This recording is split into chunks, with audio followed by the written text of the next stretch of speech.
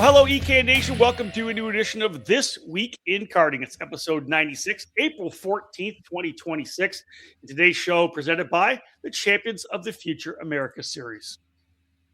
The karting championship that's taken Europe by storm and helped launch many of today's top open wheel stars is now in the United States. Introducing the Champions of the Future America Series.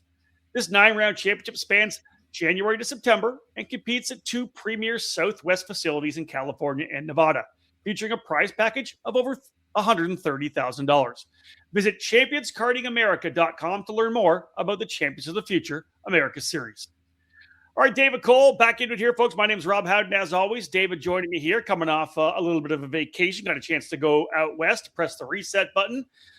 David, actually, you're not actually back on the road for a race until the middle of June, but I guarantee there'll be lots coming out of the office over the next couple of months. Yeah, the next couple of months is going to be busy. Personally, in the office for sure. Lots going on. There's going to be a lot of racing happening, especially during the month of April. And then as we get into the month of May, of course, racing a focal point around the world for sure. Yeah, no doubt about that. All right, folks, as you know, if you've listened to any of our This Week in Karting shows before, we're really grabbing all the news that has made its way over to the EKN homepage over the past couple of weeks. We always say a fantastic podcast to listen to bring you up to speed on everything that's going on in the sport, whether you're, your morning or afternoon commute to and from work, or as we know now, getting into April, great opportunity to fire it up on the EKN radio network in the garage when you're working on the kart, as so many parts of this country just getting ready to fire things up on the club and regional level. All right, David, last show was back in March 10th, episode 95. Let's get things underway. And I guess we're kind of starting off to a certain extent a somber note for many people, and that is the fact that the Challenge of the Americas suspended operations for 2026. You and I have been a part of that program for many, many years. We can't count the people that run that program and work that program as very close friends. So I think for both of us, it was tough to see Andy Seisman elect to suspend the program for this year. Yeah, they had set out to try and get at least a minimum of 60 entries for what would have been this weekend at the Phoenix Kart Racing Association facility in Glendale, Arizona. Unfortunately, by the deadline they had set, it did not happen. And thus, Andy Seisman and the Challenge in the Americas were forced to postpone the rest of the season for 2026 program. Yeah, I think anybody can do any kind of a breakdown of the reason why that happened, the reason why the numbers were low over the past couple of years, and just didn't kind of come out of the gate strongly. A lot of conflicts, as we know, with other events that were happening in Southern California, other parts of the West Coast. Again, just tough to see that happen. The 19th season of the program just getting rolling after the event at K1. That said, and Andy Seisman's been pretty straight up that there are still plans for a 20th season in 2027. Guaranteed. I've talked to Andy a number of times. He's got connections. He lives up in Idaho now, so he's got connections there. I think Andy's kind of looked for the place that potentially the Challenge can fit in. Where does it meet the needs of people in the industry, right? That was one of the biggest things. The reason why the Challenge started in the first place was to get that road tax program going on the West Coast. Yeah, and it certainly did that. It was, helped foster a lot of USA Canadian drivers going up over to the Road Tax Grand Finals as that ticket was kind of the prize, the goal for the Challenge in the Americas Championship program. So and through the ROC program, it did help build the ROC program out on the West Coast as well too. So again, it's just the ebbs and flows of the sport as we've seen over and over, and so Andy's kind of taking a step back and kind of looking to see where the Challenge can fit in the karting scene here in 2027 coming up in what 8 months. So lots of time to kind of look at. And again, scheduling is a big part of it, as we talked about before many times, where you got to have events where they don't land on top of other events, and we're seeing, especially in 2026, a number of racing events happening across the country. So it makes for very difficult navigating for schedule making. Yeah, for sure. There's just a lot of racing, as we know. So many different programs coming out. I was thinking about it over the weekend and just thinking of some of the teams that kind of use the Challenge of the Americas as kind of a place to break out, right? Win a bunch of races, grow some roots. Gary Carlton being one, GFC Karting being that one. They won a lot of races there. Forward Direction Motorsports on the Pantano, and even before that in the Comp Card, kind of used that as one of their programs to get some national exposure as well. There have been a lot of teams, Formula Works, that have used it. Nelton Race Concepts in more recent years as well. But that it was that West Coast series everybody could run, and you come away with some victories and get some marketing on EKN or whatever it may be. Exactly that. And again, getting results. I think that's the biggest thing. You win on Sunday, sell on Monday type scenarios. And again, driver development, you take drivers to this program, help develop them from either club or regional level and take them here. And it's an opportunity to get more seat time in racing against drivers from all across the country. We saw drivers from all different corners of USA, from Canada, from Mexico, and from other parts of the world as well, take part in the challenge over its 19 seasons. So nothing, it just really depends on how everything kind of unfolds for 2027. Agreed. So let's move on now to the next segment here that came to EKN most recently. Superkarts USA confirming a 3-year agreement with the Las Vegas Motor Speedway for the upcoming Super Nationals in 2026, 2027, and 2028. David, locking things down out of the Speedway for the next 3 years. Yeah, it's a cool. It's good to have that confirmation done. That's kind of been what they were working with before, was a 3-year agreement with the Speedway, Superkarts USA, and the Speedway, and that ended at the end of last year, and so now they've been able to recommit for another 3 years. Kind of a mixed feedback from, especially online. It's always negative online, but it was negative. But well, again, I think people don't realize the logistics that go through with putting on this event. So it's just phenomenal that they're able to even do this year in and year out. But again, location is a great part of it, and with the numbers that it continues to bring in, you have to have the space. And unfortunately, Las Vegas downtown and along the Strip is very space limited, as we know. Unless you're Formula One, you can't go up and buy plots of land like you want. Well, the other thing, David, is it's not just the event, right? People say, hey, we could just go back to the Rio.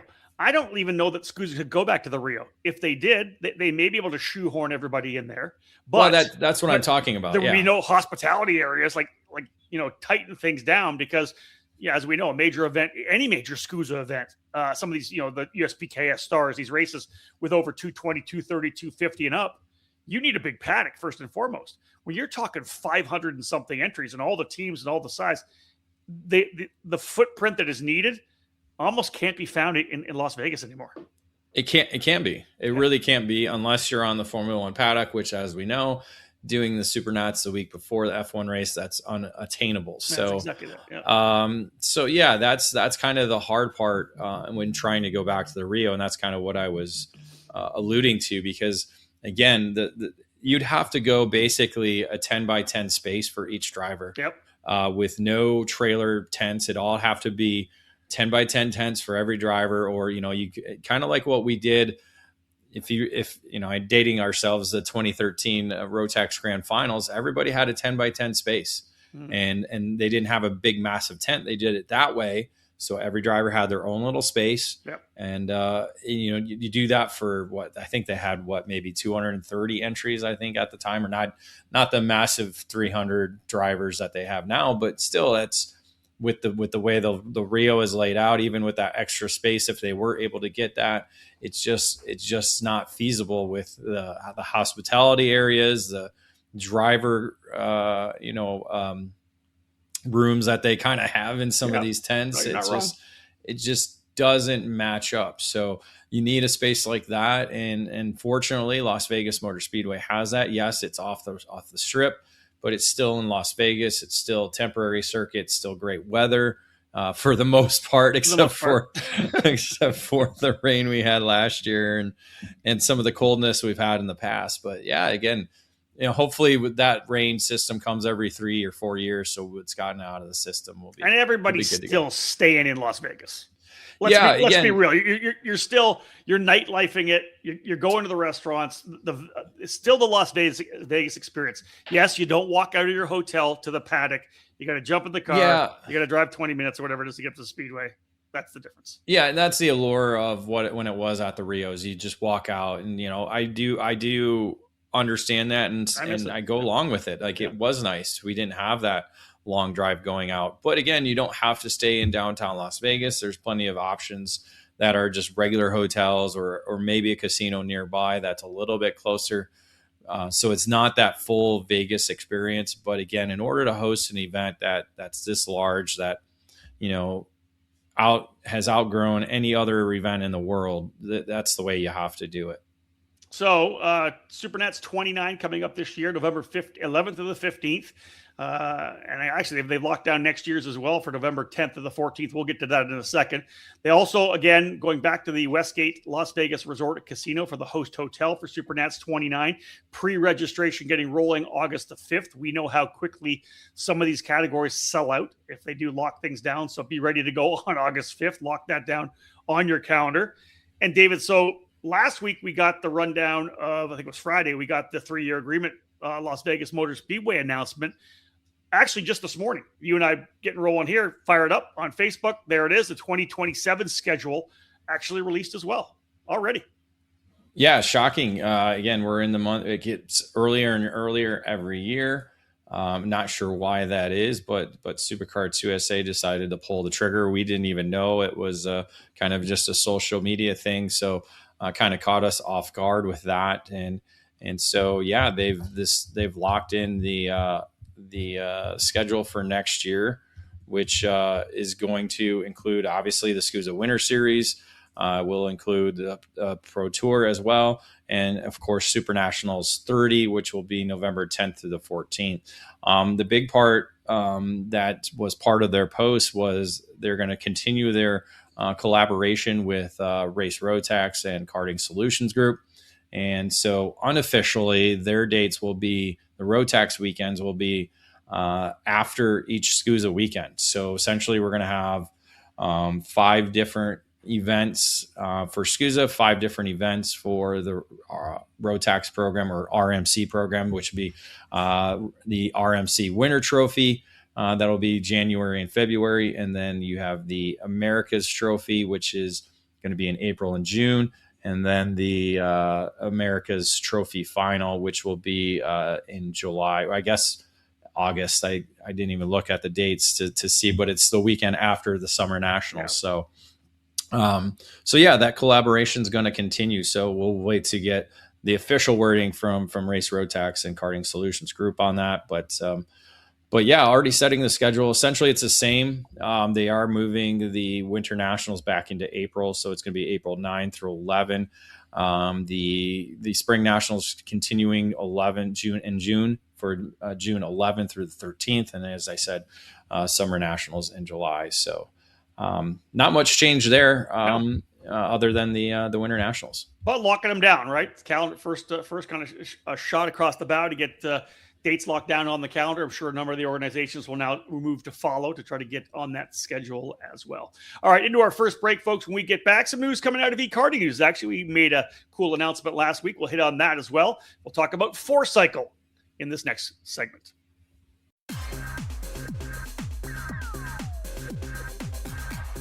There's no other brand in karting more recognized across the globe than Rotax.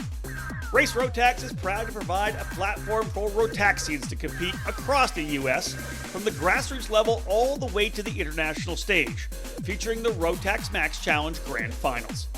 The path to Portugal for the 2026 RMC Grand Finals begins with the inaugural season for the RMC America's Trophy. This 2-event, 4-round championship begins at the Musselman Honda Circuit in Tucson, Arizona on March 20th to the 22nd and concludes at the Motorsports Country Club of Cincinnati in Batavia, Ohio on June 5th to 7th. 4 tickets to the 2026 Rotax Grand Finals will be awarded through the best 3 of 4 championship format. The emerging FC Shifter program, featuring the FC85 and the FC125, will be part of the RMC America's Trophy program for those looking to shift gears in Arizona and Ohio. Be sure to add the RMC Trophy Final to your schedule, set for July 31st to August 2nd at the Newcastle Motorsports Park in Newcastle, Indiana. Additional tickets to the 2026 Rotax Grand Finals will be awarded through this one-off event. Visit racerotax.com to learn more about the RMC America's Trophy program. Race Rotax, an experience like no other.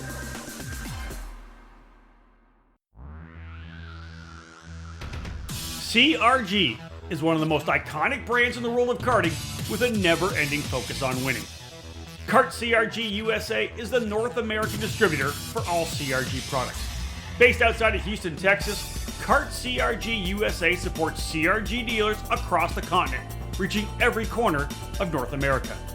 The CRG KT5 has been designed specifically for the US market. The KT5 is the perfect fit for X30, KA100, and other tag platforms, featuring the new Aero package and VEN 11B braking system.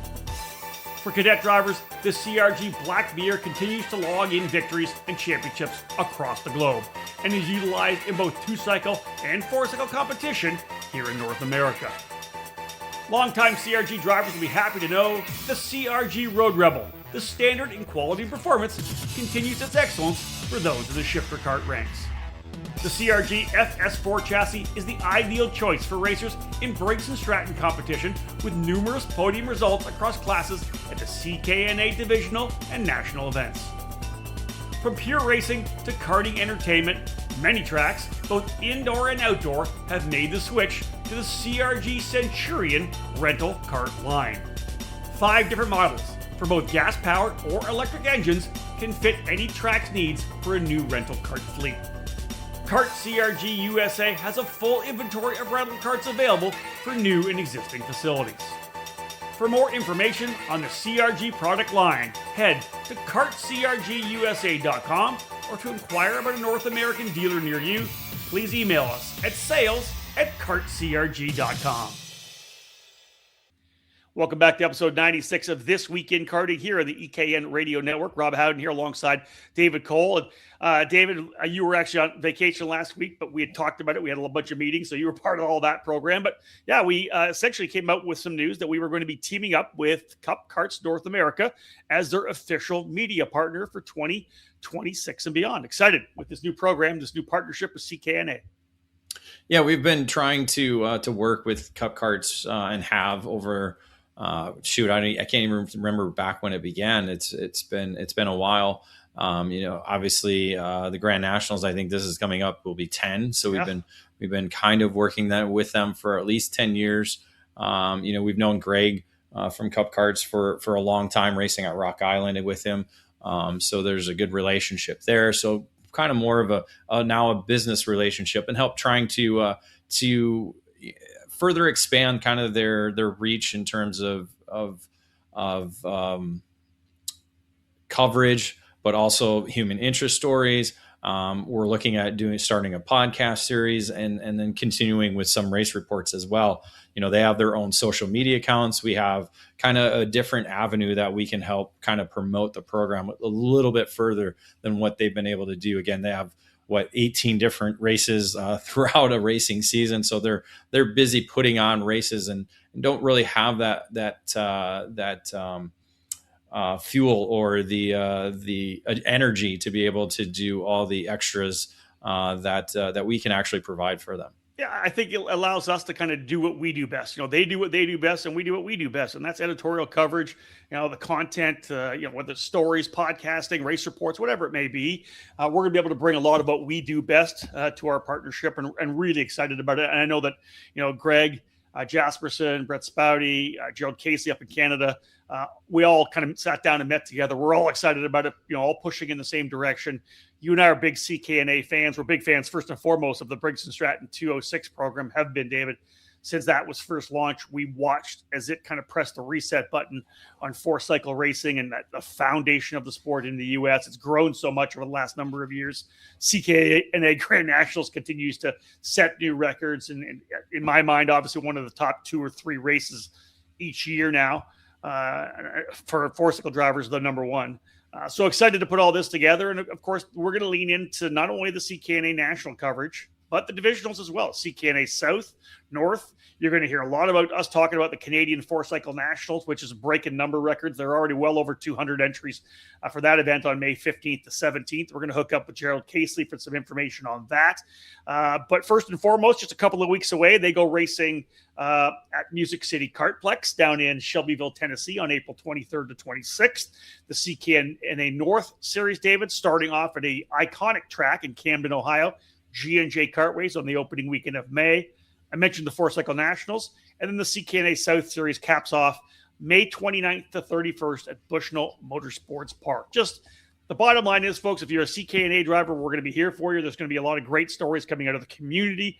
I think the podcast series is going to be big as well. David, you mentioned that. And last but not least, just providing, more kind of an official line of communication. Another place on ekartingnews.com where we're going to be able to get all the information out for Cup Karts North America. Yeah, excited. I'm resetting myself here, coming back from my vacation. So yeah, we're kind of getting the first steps going here over the next few weeks, and yeah, lots of racing coming up for the organization over the next 2 months. And as you said, the big one, the Four Cycle Nationals up in Canada, May 15th through the 17th. That's going to be a big one. But the North starting up, and then the East starting up as well too soon. Yeah, can't believe I'm busy that weekend. I would love to be able to go to the event over at Mont Tremblant, be part of that Canadian Four Cycle Nationals. What a fantastic track. I've announced a race there before. I announced the Canadian Nationals there one time along with Elaine Sear, but the only time I've ever been up to that track there. But yeah, I'm sure, David, that the minute you kind of sat down at your desk on Monday and and opened up the email box, you got hammered with a wave. There's just, you were gone for 8-9 days over the Easter and through your vacation. A lot happened. Well, you were enjoying yourself on the West Coast, that's for sure. Yeah, you try and keep tabs, and obviously social media helps with that. I did get on the email once in a while to kind of see conversations that were happening. Obviously, the SCUSA news that hit, and keeping up with this conversation. So yeah, we'll be diving in over the next couple of weeks to kind of nail down some content schedules and get the podcast started for sure. 100%. Sticking with Four Cycle Racing, as I had said before the break, another big partner of ours is Margay Ignite and the Ignite karting program. David and I have spent many races behind the wheel of Ignite, whether it's Rock Island, whether it was at the Battle at the Brickyard. It's just awesome to get an opportunity to always work with the guys from Ignite, Keith Freeber and the family over at Margay. Love seeing their program continue to grow. Not only are we fans of the people at Margay, but also the Ignite program, that spec program. I just love driving that kart. It's just, and the way the program's growing. David, they added a couple of new clubs. They continue to kind of grow that program based out of St. Louis and moving out from there. This is great stuff happening here for Ignite Karting.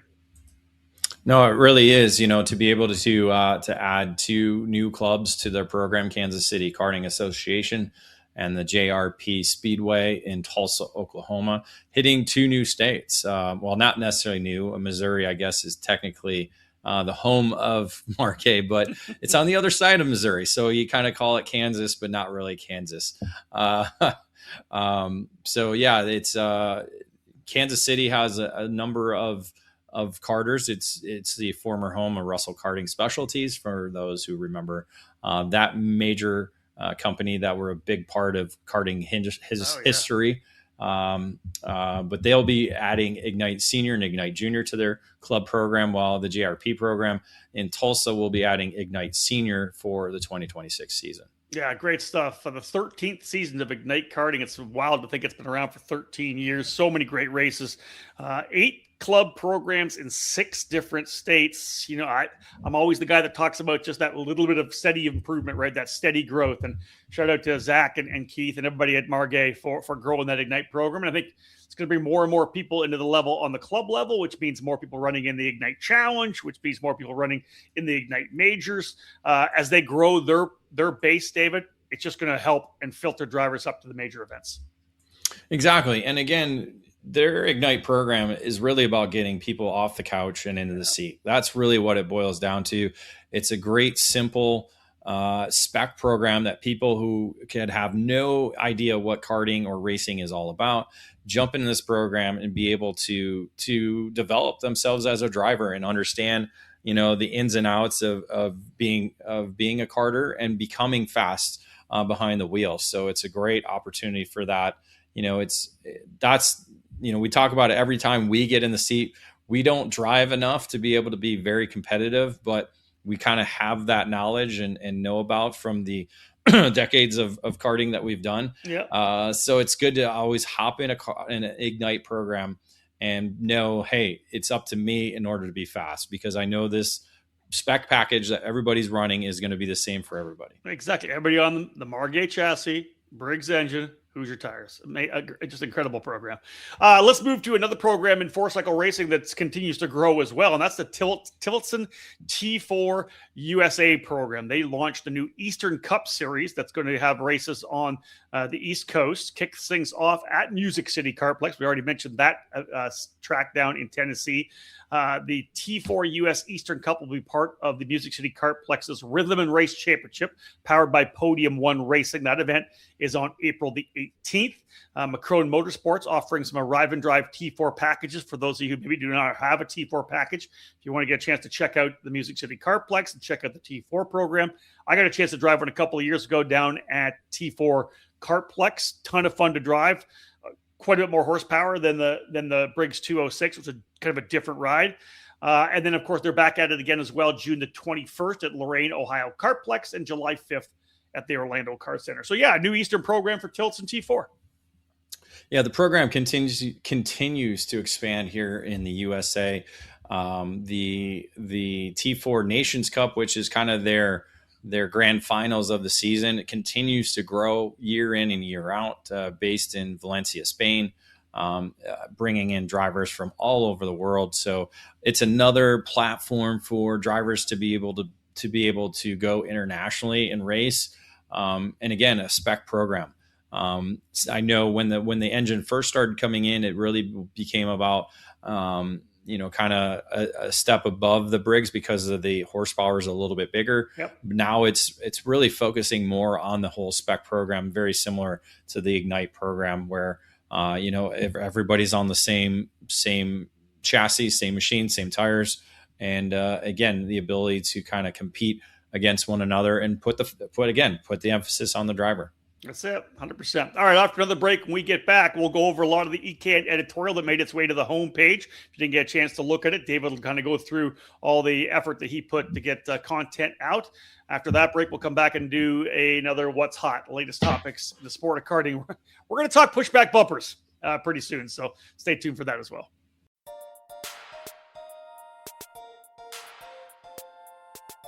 From Florida to California to Las Vegas, it's time to rock. The 2026 season for the Rockers begins in the Sunshine State as Rock Cup USA hosts the 28th edition of the Florida Winter Tour. The championship is underway, having welcomed competitors to the Orlando Kart Center over the January 16th to 18th weekends for round one of the title chase. Rockers return to the Orlando, Florida facility for round two of the championship on the February 6th to 8th weekend. After that, for the first time in series history, the Florida Winter Tour will travel to the T4 Kartplex facility in Palmetto, Florida on the March 6th to 8th weekend for the season finale. Looking ahead, mark down the year-end celebration with the annual Rock Vegas event, set for October 28th to November 1st at the Rio All-Suite Hotel and Casino.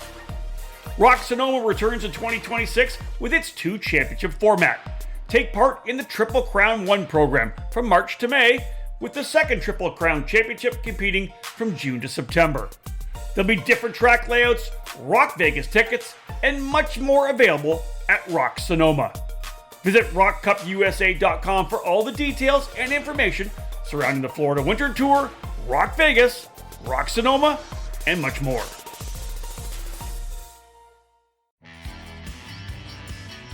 Motor mounts. They keep your engine attached to your chassis, right? The answer is, they're much more important than that. Your motor mount is critical in transferring 100% of the power from your engine through to your tires and the racetrack. You need this to get on the podium each and every time you race. Odenthal Racing Products is here for you, providing the best motor mounts on the karting market today, all designed to make sure you're using all the horsepower you pay for. Odenthal Racing Products is a family-owned and operated business with decades of karting experience in providing products with unmatched quality and value for our racing community. The Pro Series mount for 2-cycle engines, which is available in 0, 5, and 8-degree inclinations, provides a rigid structure to help keep vibration to a minimum without adding too much weight to your setup. The 4-cycle Easy Set system is one of the most popular mounts for the Briggs & Stratton 206 power plant. Multiple mounting holes provide the most adjustability depending on your chassis and seat placement. To ensure a tight fit to your chassis, our ORP wedge clamps get the job done, and they feature a number of design updates to provide a lower profile and lighter weight. The clamps are available from 28mm to 32mm in both standard and Euro style sizes. And now, Odenthal has also revolutionized the karting industry with its new Easy GP camera mounting system. Designed to mount anywhere on your chassis with 1 or 2 cameras, the ORP Easy GP camera mount is your solution to capture that onboard winning moment. Head to odenthalracing.com and find a dealer near you. Odenthal Racing Products, proudly made in the USA. Welcome back to episode 96 of This Week in Karting. Perfect to get up to speed on everything going on in the sport. Whether you're out in the shop working on the kart or heading to or from work, great commute podcast to listen to. David, EKN editorial, kind of diving in as we do. Let's have a look at the stuff that you were cranking out over the last couple of weeks. Yeah, well, we got to go back to March because that was our last This Week in Karting. Unfortunately, because we had back-to-back race weekends and vacations mixed in there. So we have our Fast Five that we're continuing to do. We did one with Brittany Loba of Texas Sprint Racing Series just before they had their race opener. So that race report and the Fast Five available to view. In between that, we actually did release the first edition of the EKN driver rankings presented by Stilo, which came out on March 13th. It's the same top 3 for shifter and tag as what we ended in 2025. Adrian Renaudin, the French driver, was the most consistent throughout the 2025 season in the shifter ranks to be able to end the year number 1 and retains that number 1 position. Should be pretty good coming off a runner-up at the Winter Nationals and a win at this past weekend at the USPKS opener at Trackhouse. AJ Myers sitting there second, and then Gavin Bailiff in third. So I got to believe we're going to see a little bit of a shuffling up top with the results we did see over the first 4 months of the year. Tags was Austin Garrison, who we know stepped away from the driver's seat, so we'll probably see him fall from the number 1 position.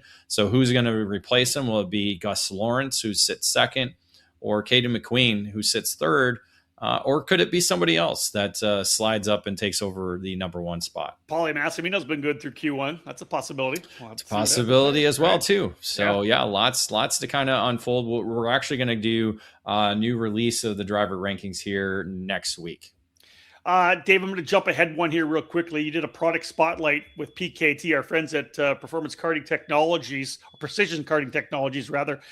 Very interesting. We'll get into it later, but with the whole news of Superkarts USA going away from the pushback bumper, they came up with a stop block that was used by many people out at Tucson. Yeah, it's something they've had kind of for, I think, at least a year. Okay. Because, again, karts are coming across with the whole pushback bumper system, and clubs don't really necessarily enforce the pushback bumper rule at club races. So they allow for this pushback stop block to be put in so that it doesn't detach the nose cone from the bumper. And that's something that we saw a number of competitors utilizing at the Superkarts USA Winter Nationals in X30 Pro, in X30 Junior, and in the KA100 Master Division. I jumped ahead of the one because the next thing we had in line was talking about the race report. We actually will go 3 race reports in a row. You had talked, because we said we did the Fast Five with Brittany Loba from the Texas Sprint Racing Series. They had their first round at Speed Sports Racing Park in Houston. You were able to file the report there. Plus, you were trackside. As you said, I want to go back on my schedule and see how many actual days you were actually at home between leaving for Tucson and the RMC Americas Trophy and coming back from your vacation, because you literally were home for like 2 days flew back to SCUSA, were home for a couple of days, and then you guys flew out for your vacation. So yeah, you weren't home for much time, but indeed, 3 race reports. 1, we weren't trackside for. 2, you were trackside at Tucson for a couple of races. Well, I can tell you in 3 weeks, I stayed at 6 different hotels. How's that sound? Did you really? That's wild. Well, yeah, one in Chicago because we went overnight to get an early flight. And then we stayed in Santa Monica, Anaheim, and San Diego. Wow. So, yeah, four hotels there, 1 and then 2 different ones in Tucson. How good did it feel to get back to your bed, your actual bed? Yeah. I don't think there were. Well, when I had my own bed in Tucson, that was very nice. There is that true. Yeah. Don't tell Renee that. Don't tell Renee that. That's so funny. Well, I also let you sleep in every morning as much as I can as well, because you get that uninterrupted, no kids, no work, just we're good to go. Yeah, it got me ready for going back on vacation because I was the first one up to get showered and get out of the way, so all the rest of them could have the bathroom. Sure enough. Good man. All right, so Texas Sprint Racing Series getting their program kicked off at Speed Sports. They got their race Pro 2026 championship underway, and as you said, we did trackside from the RMC America's Trophy in Tucson and the Supercar USA Pro Tour Winter Nationals, which you were at with me in Tucson as well too. So yeah, I missed the crazy temperatures for the Rotex weekend. You did miss the great, but again, it was still quite warm for Supercar USA weekend. Not quite as bad as it was for the RMC weekend, but still it was again unseasonably warm for the Tucson region at that time. So I don't know what you're talking about. Inside the Kart Chaser commentary box, beautiful. I think it was 80 degrees. You had your hot chocolate, right? Well, beside the air conditioner, I was sitting beside with my sweater on. It was probably 72, 73. Hey, what a year difference makes, right? Because a year ago in Speed Sports, you were almost 100 degrees inside that place. It was 95 or 96 inside that thing. Yeah, Xander and the crew did a great job getting some AC put into that, some mobile units. Not for us, not for me and Xander, because we can suck it through it. It's for the computers. It's got to be cold in there with as much technology as they're running on a weekend. So yeah, it was comfortable for sure. But yeah, hot at Tucson for both weekends. So 3 race reports on the website. We also, and we'll be continuing with more Fast Fives, a lot more coming, because David, it's kind of a new chapter for Route 66 Sprint Series with Tim Coyan taking over the helm. Yeah, got to speak with him prior to the season kicking off here. Let's see, what weekend are we doing? Week and a half, next weekend. Yes. Yeah. Next weekend they kick off their 2026 program down at Newcastle Motorsports Park. So got a little bit more insight into the 2026 season for him and the new era, which again, as he said, not much is going to change. They're still going to focus on that family fun, still going to be focusing on getting club guys to come out and race regionally. And they're bringing on new shifter classes, both senior and master. So again, opening the door up for anybody to come race at the route. Yeah, talking to Tim as well, just offline. They had a lot of interest in saying, "Hey, listen, we got a bunch of guys that want to run shifter up here in the Midwest, but we don't want to travel to some of the places that we'd have to go racing." So we'll see how that plays out for Route 66. Would love to see a good group of regional shifter karters get out there and have some fun for sure. Another product spotlight, David. We did the one already with PKT. Odenthal Racing Products, as we know, constantly fine-tuning their program and their products and coming out with new stuff. And tell us about the new thing coming out of ORP. Yeah, a new low-profile one-piece 4-cycle mount code. They have the Code Red edition of that. Again, Odenthal has been really good at providing the great motor mounts for all different engine makes, and including the Briggs platform. And now they've gotten one that's a little bit lighter weight, a little bit less material for those who are looking to kind of keep the weight down for those competitors. So again, another innovative product from Odenthal Racing Products. We have recently started working with Prodigy Motorsports, basing themselves down in the Mooresville area. And so Dave, you kind of dove in to give some of the, some insight into the Best Kart program that they are importing into the country. Yeah, just laying out the 4 different models that they do have available under the Prodigy Motorsports race team, based there in North Carolina, for 4-cycle racers, for 2-cycle racers, shifter karts, as well as the cadet program as well too. So kind of just setting the page for the best kart brand. Yeah, they're really laying some roots with that best kart program down in North Carolina and the other events as well. Last but not least, just earlier today, I believe, David, yesterday, today, you got to work on the USPKS Carolina Grand Prix race report.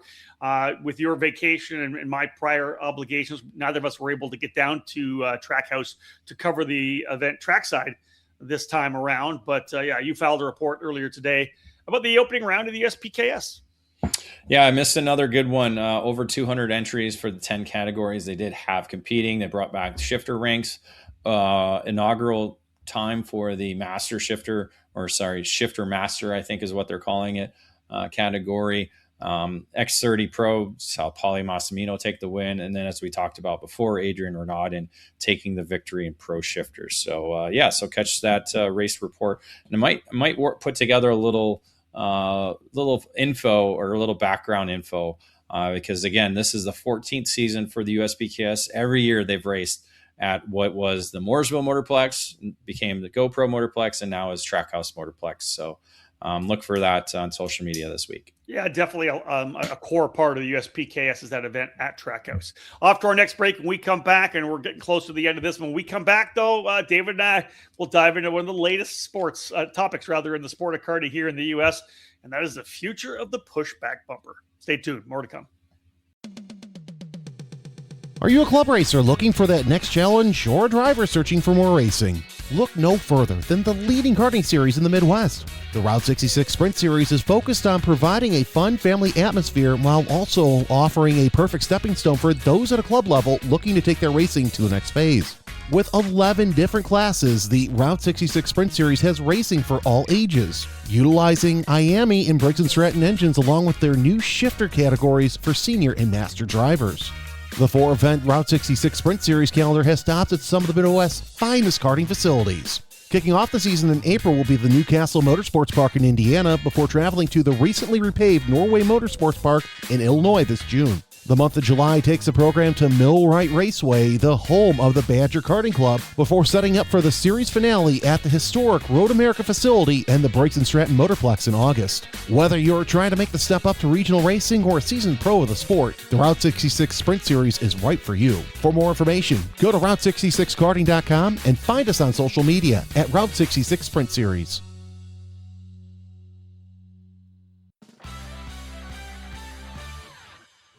All over the karting world, everyone knows OTK is the gold standard for quality and performance. In the United States, OTK USA is the source for all things OTK. 8 brands under the OTK USA banner are winning races and championships across the country in national programs like the Rock Cup USA Florida Winter Tour, the Challenge of the Americas, the SCUSA Pro Tour and Winter Series, the United States Pro Kart Series, and even more programs throughout the country. And OTK products are also front and center on the podium of club and regional races from coast to coast. Tony Kart, Cosmic, Esprit, EOS, and Red Speed have been joined by the Gallard, LN Racing Kart, and CS55 brands. To learn more about a specific product line or to find the OTK USA dealer near you, visit otkusa.com. Specific chassis territories are still available, so kart shops interested in adding a winning component to their product lineups can contact OTK USA directly. OTK, the gold standard of karting. Welcome back to episode 96 of This Week in Karting. Rob Howard alongside David Cole. It is April the 14th, 2026. Time to jump into our What's Hot segment, the latest topics in the sport of karting. And just so those of you who may know, I don't see what the topic is until David sends me over the script. So we're off the cuff on this one. So nobody has any notes unless David's sneaking some on the other side on me. None. David, the topic is the future of pushback bumpers in the United States. Essentially, you and I think, throwing out our thoughts after the SuperKarts USA Winter Nationals. And again, that was the first event where SuperKarts USA had pulled the pushback bumpers off of Pro Shifter, X30, and X30 Junior. So X30 Pro, yeah, X30 Junior, and KA100 Master. And the Master shifters have already had that. We don't have it on Shifter. That's right. All right, you want to start? Well, yeah, we didn't really you were have out there much, on track.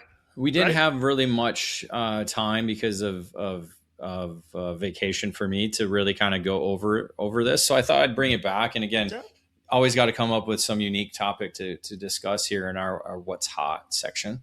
What is the future of the pushback bumpers here in the USA? Is this going to be the catalyst for more programs? Unfortunately, to do away with it because I wasn't in USBKS, so I can't really get that kind of back-to-back feeling on the pro guys and even the X30 junior guys to kind of see their, race one weekend with it, the next weekend without it kind of mentality. So it's just interesting just to see what their feedback would be. Unfortunately, I can't get that.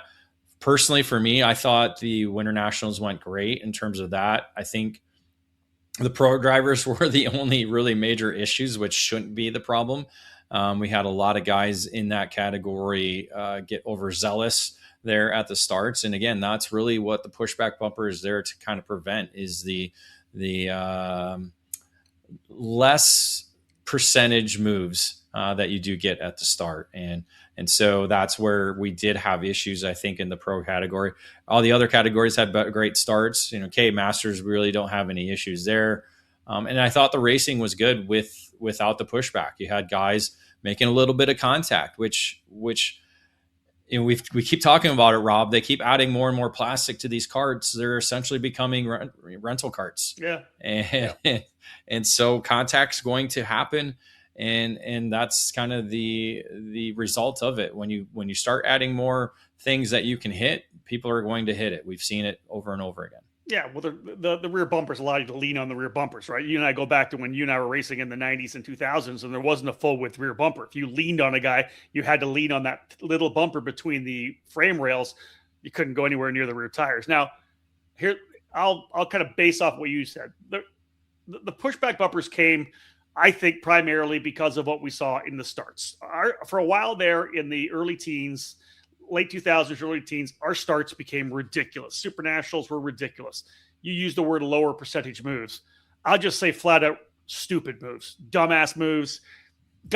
We watched races where guys would just throw it up the inside, especially in the junior categories. I always go back to the start at NOLA. When I was standing down in turn one. I watched drivers hardly even lift. Just drive through because they knew they were going to wreck the guy in front of them. They were going to bounce through. They were hoping that by being a complete idiot going into turn one, you're going to come out the other side because so many other guys would take the hit. That happened a lot. I was part of the conversations with Tom Kutcher and everybody at Supercarts USA about what do we do? We'll bring the pushback in, video marshaling, whatever it may be. So I think that the pushback bumper did its. Again, you and I have talked about it a lot, David. The starts have been since the pushback bumper. The starts have been a lot cleaner. You can't just send it up in the inside and hope you're okay because you're going to get a pushback. And if it happens in a start, you're very likely not going to be able to get it overturned. But then it all kind of plays out that it's all the stuff that happens for the rest of the race. It happens because people are brake checking or whatever it may be, and everything gets overturned. So they pull the pushback. I thought, again, the only thing I was really worried about was the starts. And the starts were a lot rougher from what I saw in the vantage point and the angle that Kart Chaser had for that. We always had that kind of head-on angle, and they would kind of pan as the guys come in. It was harder for us, I think, to see. Like sometimes you get one shot from the back, you can see a guy just throw it up on the inside or how they attack the corner. Overall, in my mind, the starts weren't quite as good as they needed to be. I'm with you, though, on the fact that during the racing, I think you should be able to lean on a guy to a certain extent, especially if he's blocking. Saw a lot of blocking at Tucson. You can white line it. You can drive down the bottom of the racetrack. And without the pushback, David, we saw a couple little bump and runs. Well executed, pro bump and runs. I don't think there's anything wrong with that. No, I don't think anything like that. Again, a little bit of contact's not going to hurt. It's the egregious and, as you said, stupid moves that are being made that you want to eliminate. And like Supercarts USA has said, they have the cameras. They're gonna work on making sure the starts are a little bit better to help alleviate those situations. And so again, it's both on the drivers and on the officials to do better, and that's something that both are going to do.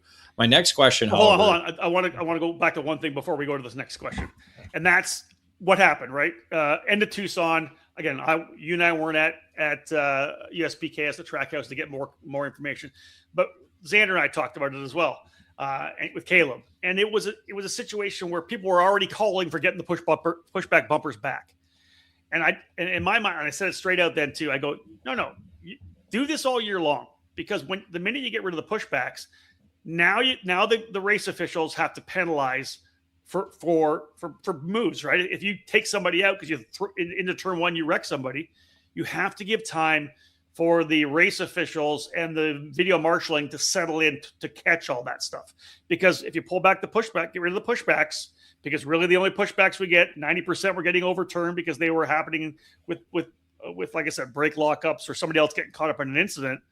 Then that 10% that were actually real pushback penalties, those now need to get caught by the race control and the corner workers and the video marshaling guys. We have to give them enough time to get into that and to get this work, and then enough time for the racers who are back to driving like dumbasses, some of them now, because they can just throw it up and not worry about a pushback bumper penalty.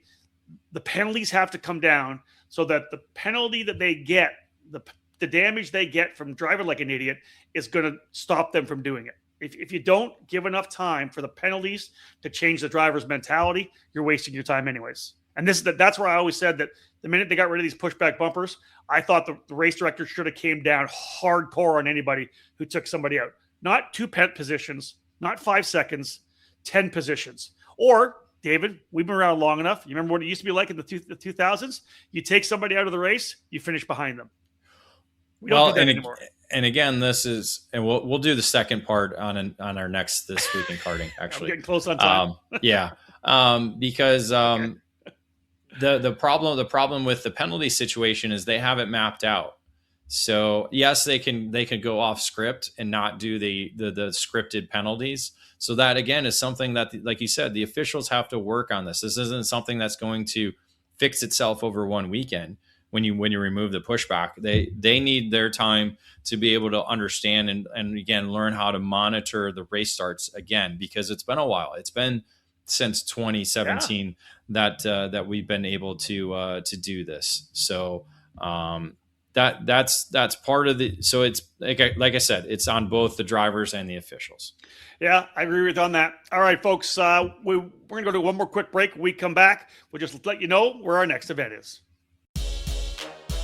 There's a new hot button name in American safety equipment, Stilo USA. Every product with Stilo is focused on safety, comfort, and function. Stilo USA is happy to provide you with the proper safety apparel to keep you protected on the track, and their karting lineup is second to none. New to the product lineup is the Stilo Carbon CMR karting helmet. Designed to revolutionize your karting experience, this carbon fiber crafted helmet is among the lightest on the market, without compromising on safety. The Stilo ST5 KRT karting helmet is manufactured using a lightweight and extremely strong composite material. The KRT provides an excellent fit and comfort level due to its dual density interior foam lining, and it's equipped with a symmetrical visor that offers excellent vision and an effortless central visor locking system. The Stilo ST5 CMR standard was developed jointly by the FIA Institute and Snell Memorial Foundation to ensure safer and lighter weight helmets for younger karters. Drivers rave about the superior comfort levels, lightweight construction, and the unparalleled field of vision that is perfect for the youth helmet line. Stilo didn't stop with their helmets either. The newly developed Carbon Curva rib protector is unlike any other on the market, with a form-fitting solution to offer superior protection. The Carbon Curva 8870 version is FIA homologated and includes a chest protector. Head to stilohelmets.com to review these products and many more to keep you safe on the track.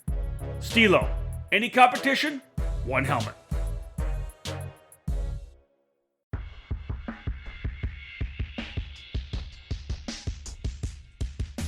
There is no event in the world of karting like the Quincy Grand Prix. Trader, Evans, Pruitt, Haddock, McMurray. The Quincy Grand Prix has produced many legends of the sport. The 37th edition of the Quincy Grand Prix is set to tackle the beautiful 1.2-mile circuit set out inside South Park in Quincy, Illinois. Be part of the action on June 27 and 28 with this year's weekend presented by Robert and Phillips, attorneys at law. The race course will be lined by 10,000 spectators, all set to take in 2 days of racing, featuring categories for Vintage, Bridge 206, Ignite, 100cc 2-cycle, and shifter karts.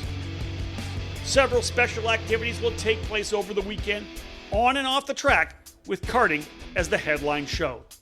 Saturday features are followed by the championship main events on Sunday, including the 3 pro categories with $1,000 going to the winner.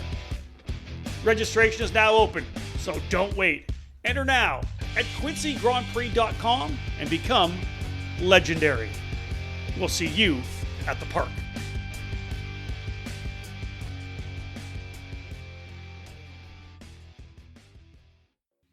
Welcome back to episode 96 of This Week in Karting. Rob Howden alongside David Cole. Let's cap things off, folks, as we are wrapping this one here up. As you know, ECAN podcasts all available on iTunes, Spotify, Podbean, on YouTube as well now, all the other podcast outlets. You can always listen to the ECAN Radio Network 24/7, the only karting radio station in the world.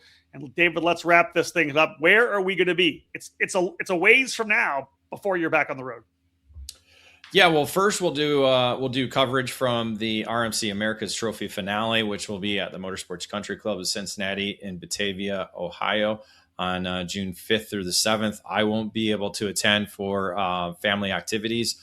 You'll be trackside somewhere else as well too. So we'll have coverage of that. We'll have coverage of a lot of races over April and May, of course, on eKarting News. But that's kind of that was supposed to be our next trackside event that unfortunately we won't be able to be at. But we will be back in Ohio for the SuperKarts USA Pro Tour Spring Nationals, which will be the June 12th through the 14th weekend. And Rob, you'll be making your first visit to Batavia, Ohio. I cannot believe I've never been to the Motorsports Country Club of Cincinnati. Excited to go down to the Bayless racetrack. Excited to get there. Yeah, SuperKarts USA Pro Tour Spring Nationals. After missing a couple of races over the last number of years, like 1 or 2 here because of conflicts, I'm able to go to the entire Pro Tour this year.